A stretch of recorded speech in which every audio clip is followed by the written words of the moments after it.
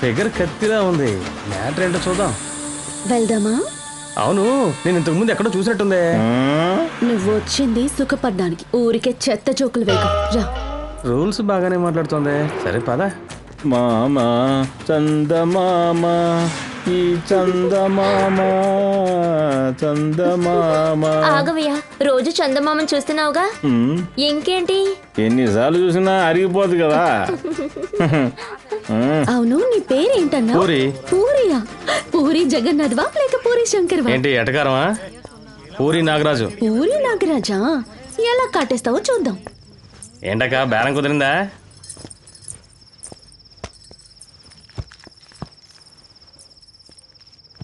ఏయ్, ఏంటి రాగానే పడుకుంటున్నావు? నాకు మూడు రావద్దా? నువ్విచ్చే 200 రూపాయలకి నిన్ను రెచ్చగొట్టాలంటావా? నువ్వు చెప్పిందంతా జరగాలంటే మీ ఆవిడ్ని తీసుకుని ఊటీకో కొడైకెనాల్కో వెళ్ళు. 3 రాలేదట. నాకు టైం అవుతుంది, వేరే పార్టీని చూసుకోద్దా? తొందరపడుతుందేంటి? టక్కుని పంపించేస్తుందా ఏంటి? యో ఆగవయ్యా. ఏయ్, నువ్వే కదా చెప్పావు పాము ఎలా కాటేస్తుంది అని. అందుకని మరీ ఆవేశ పడిపోతే ఎలా? ఇదిగో దీన్ని వేసుకో సేఫ్టీకి. ఇదేంటి ఒక్కటే ఇస్తున్నావు నువ్వు? డబ్బులు ఇవ్వు, స్టీల్ బాడీ కదా మందే. యో ఏమనుకుంటున్నావయ్యా? వేసుకో వేసుకో. సరే, మొహం కాస్త అటు తిప్పుకో. కాండోమ్ని గవర్నమెంట్ హాస్పిటల్లో కొని ఉంటుందా ఏంటి? సరిగ్గా వేసుకోవయ్యా. లేకపోతే నువ్వు వచ్చి తడుగుతావా? పెద్ద చెప్పొచ్చింది. గోల్డ్ గుచ్చుకుంటున్నాయ్యా. గట్టిగా కౌగులించుకో. మొత్తం 500 రూపాయలు ఇవ్వాలి. కోఆపరేట్ చేస్తే ఇచ్చేస్తా.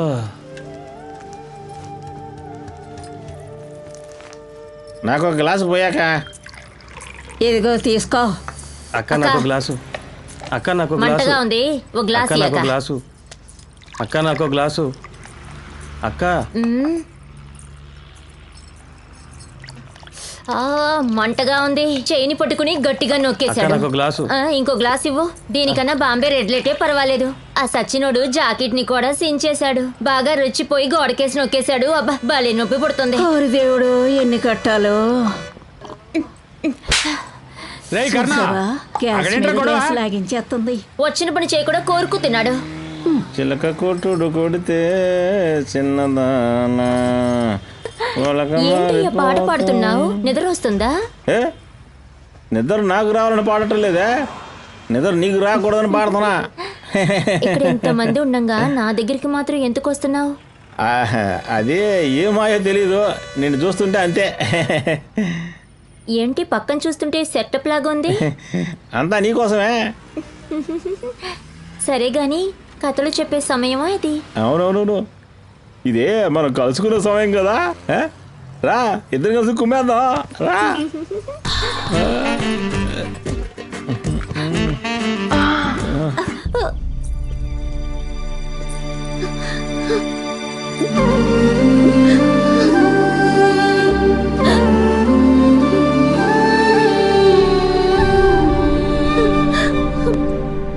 కవిత తెలుగులో 100కు 100, ఇంగ్లీష్లో 100కు 100, లెక్కల్లో 100కు 100, సైన్స్లో 100కు 100, సోషల్లో 100కు 100, 500కి 500.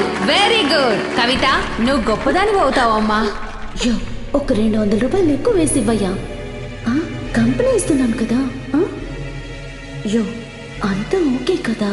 మొత్తంగా 500 రూపాయలు ఇవ్వవయ్యా.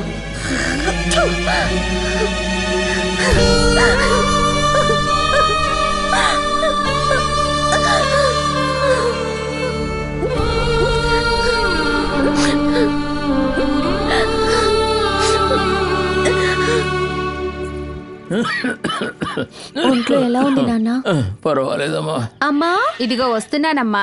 అమ్మా తీసుకోమ్మా, అన్ని వస్తువులు తీసుకొచ్చాను, కాస్త జాగ్రత్తగా వాడు. ఈరోజు కలెక్షన్ పర్వాలేదమ్మా. అయ్యయ్యో, ఏంటి ఇది? ఈ మీదంతా గీతలున్నాయి. ఏంటమ్మా కొత్తగా అడుగుతున్నావు? వచ్చేవాళ్ళు మనుషుల్లా ఉంటే పర్వాలేదు, పశువులాగా ప్రవర్తిస్తున్నారు. కాస్త మందు రాయమ్మా. సరేనమ్మా. ఇదిగో ఈ డబ్బు తీసుకుని నాన్నగారిని హాస్పిటల్కి తీసుకువెళ్ళి మందులు అవి కొను. సరేనమ్మా, ఇప్పుడే తీసుకెళ్తానమ్మా.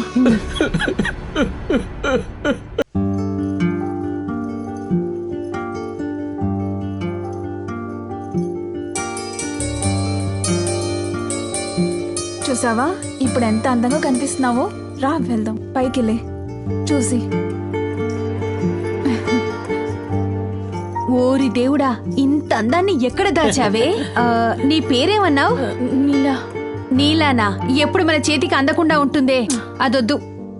మా కోసం లక్ష్మి అని పెట్టుకో. అప్పుడే కస్టమర్లు కనకవర్షం కురిపిస్తారమ్మా. ఇక డబ్బే డబ్బు, లక్ష్మి కదా. సరే వెళ్ళిరా. ఏయ్ ఆగు, ఈ వ్యాపారానికి ఇది అవసరం లేదు.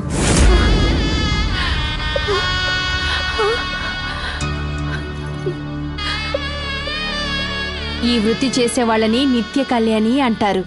మనకి మగాడు మారినా రోజొక్కటే. నిత్యం కళ్యాణం, ప్రతి రాత్రి మొదటి రాత్రి. నీ అలంకారం చెదిరినా అందం చెదరకూడదు. ఒక విషయం తెలుసుకో, ఎక్కడికి వెళ్ళినా పెళ్లి కాలేదు, ఇదే ఫస్ట్ టైం అని చెప్పాలి. ఇదో కేపీఆర్, మగాళ్ళు కూడా మాయగాళ్ళే తెలుసా? పెళ్ళైన వాడు అడిగినా కూడా నాకు ఇదే ఫస్ట్ టైం అంటున్నాడు. నువ్వు పోవయ్యా. సరే అమ్మా, నువ్వు వెళ్ళరా.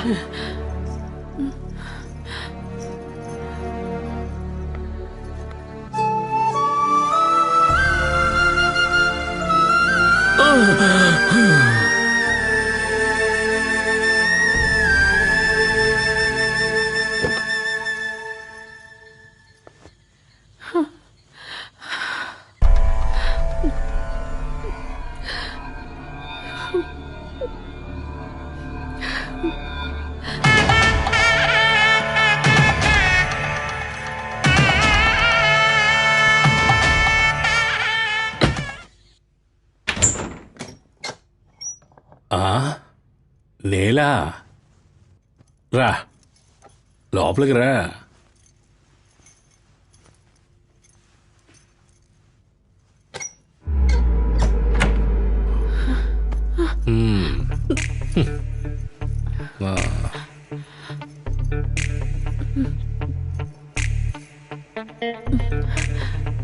అందంగా ఉన్నావు.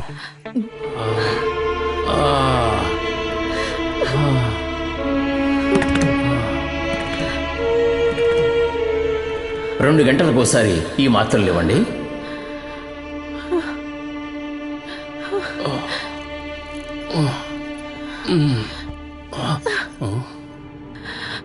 నేను వెళ్ళాలి. ఫుల్ నైట్ ఉంటామని చెప్పాడు. 10 నిమిషాలు వచ్చేస్తాను.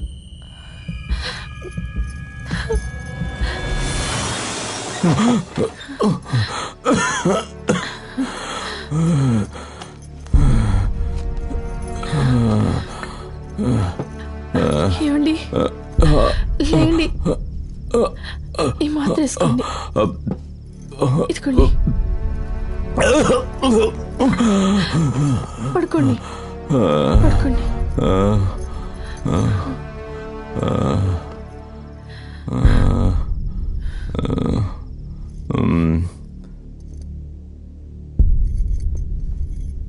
చెప్పినట్టుగానే వచ్చావే. ఇంకొకటి పెళ్ళాంతో సుఖమే సుఖం. పొరుగింటి రుచి మరిగినోడికి ఇంటి భోజనం అస్సలు రుచించదు.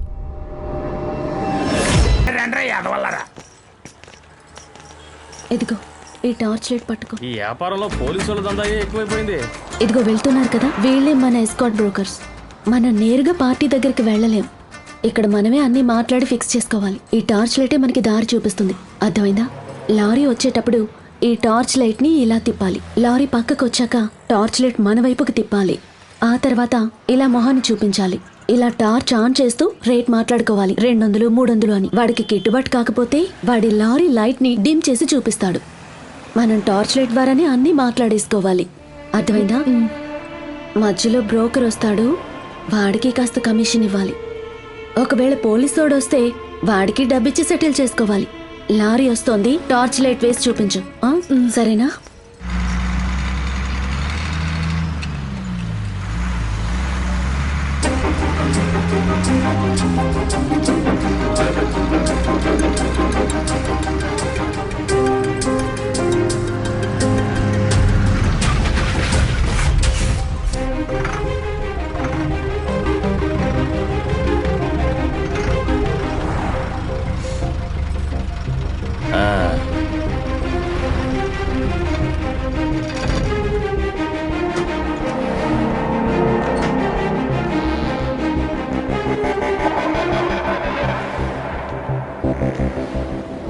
ఏంటి రేట్ ఓకేనా? సరే రా వెళ్దాం.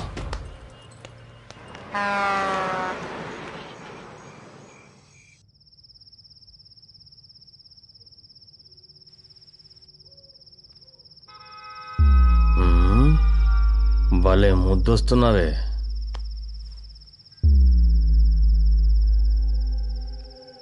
తిన్నగా పడుకో. నన్ను చూడకుండా ఎటో చూస్తున్నావేంటి?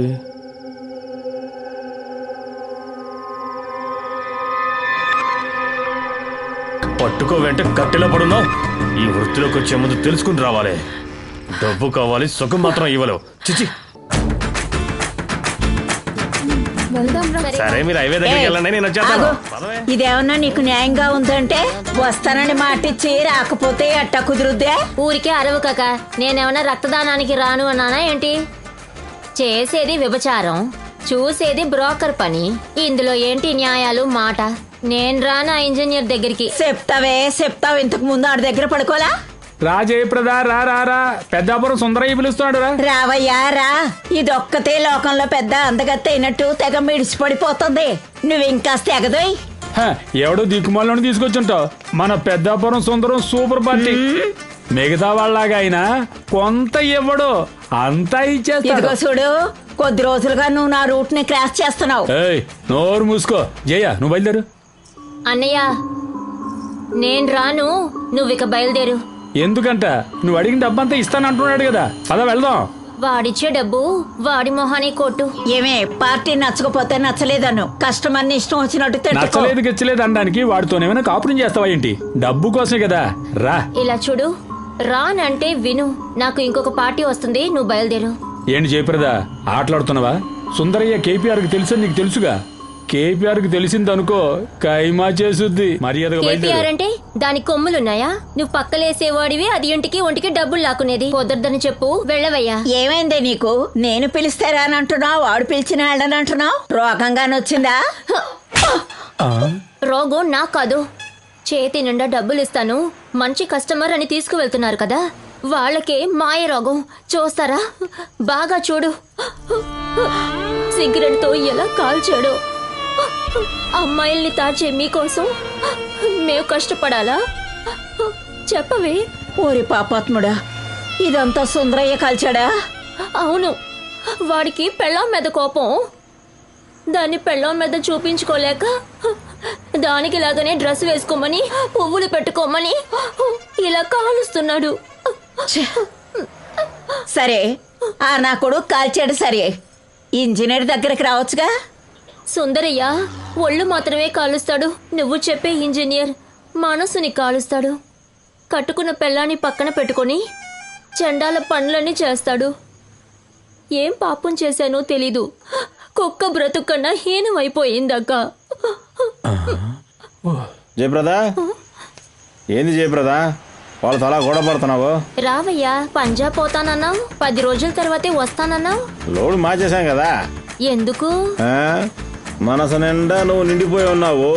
అందుకే నీ గురించి ఆలోచిస్తూ ఆంధ్ర బార్డర్ దాటలేకపోయాను. ఇదొక్కట? ఏ తడ దగ్గర రోడ్ సైడ్ లో అందంగా దొరుకుతారుగా. వాళ్ళు నీకు షార్ట్ వస్తారంటే అందుకే నీకోసం వచ్చేసా. ఓ ప్రేమ? ఇది చూడు, దానిపై ప్రేమకేమో నాకు తెలీదు. నా మనసులో ఉన్నది నీకు చెప్పేశాను అంతే.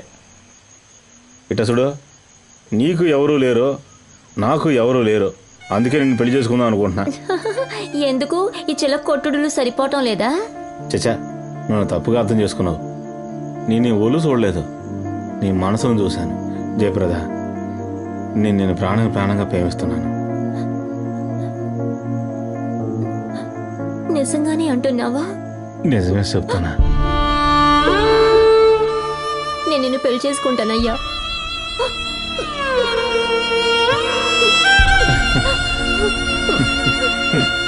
ఏడవ మాకు జయప్రద, జీవితంతో నీకు తోడుంటాను. ఏం సీన్రా ఈశ్వరయ్య, ఆడదాన్నయ్యుండి కూడా దీన్ని డబ్బులు కాసే చెట్టులాగా పక్క మీద మల్లెపూలా అనుకున్నాను. కానీ నువ్వు దానికో జీవితాన్ని ఇచ్చావు చూడు. నువ్వెక్కడికో వెళ్ళిపోయావయ్యా. జయప్రద, వెళ్దామా?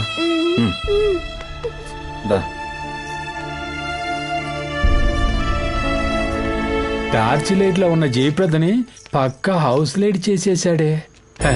చల్లగా ఉండండి. మనమే అనుకున్న వాళ్ళందరూ బ్యాటరీ లైట్లు లాగా ఉన్నారే. కమిషన్ కోసం ఏం చేయాలి? ఎలాగో వృత్తిని వదులుకోలేంగా, ఇంకో టార్చ్ లైట్ ఎదుగుదాం. ఏంటి మైనర్, మన ఇంటి వాకిట్లో పోలీస్ జీప్ ఉంది. అంత ఫేమస్ అయిందేమో. లేడీ పోలీసులు సూపర్. అందరికీ నమస్కారం. బాగా ఫోటోలు తీయండి. పోలీస్ అధికారులు రైడు, వ్యభిచార అందగత్తెలు ఖైదు. పేపర్లో హెడ్లైన్స్ లో ఫ్రంట్ పేజీలో వేయండి.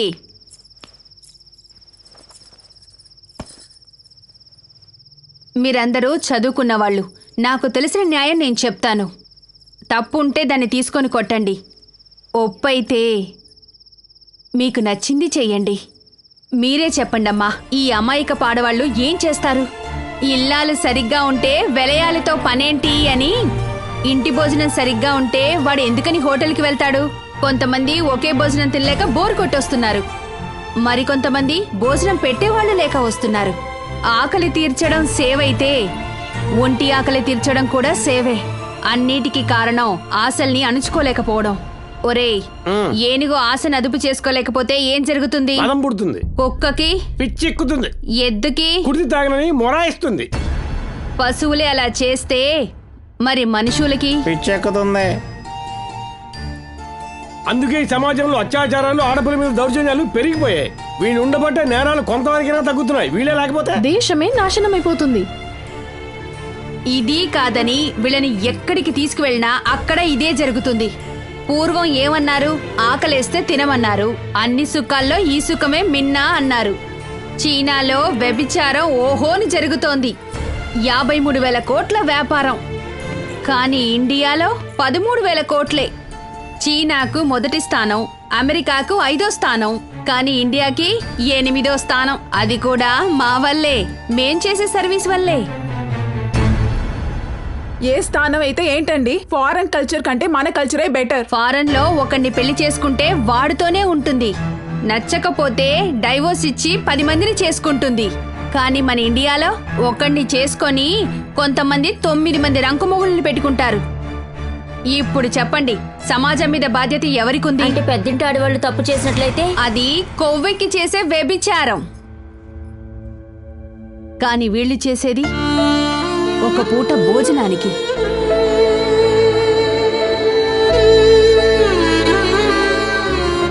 సాయం కోరి తలుపు తడితే ఎవరు తెరవరు. ఆ తలుపులు తెరవాలంటే కొంతమంది కొంగులు పరచాల్సిందే. నాకు తెలిసింది నేను చెప్పాను. తప్పనిపిస్తే దాంతో కొట్టండి. చట్ట ప్రకారం నేరమైనా కొంచెమైనా మానవత్వం చూపించండి. పెద్దవాళ్లతో ఫోన్ చేపిచ్చక్కర్లేదని చూస్తున్నాను. పర్వాలేదు, బయలుదేరండి. లేదా అది చూస్తారా? ఫోన్ చేస్తే మీ పరిస్థితి ఏంటో తెలుసా? మిమ్మల్ని నీళ్లు లేని ఏ ప్రదేశానికో ట్రాన్స్ఫర్ చేస్తారు. పర్వాలేదా? వెళ్ళండమ్మా, వెళ్ళండి. సరే, వస్తాం.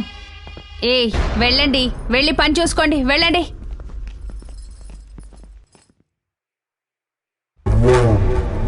నా వల్ల కాదన్నా, మీరిచ్చేది ఇవ్వండి, నేను వెళ్ళిపోతాను. అయ్యో, తొందరపడకరాని. ఏమైంది నీకు? వద్దన్నా, వదిలేసి. ఏదో ఆశపడుతున్నాడని పిలిచారు. ఇంట్లో కూడా అబద్ధం చెప్పే వచ్చాను. చూడు, కావాలంటే కాస్త ఎక్కువ ఇప్పిస్తా, సర్దుకో.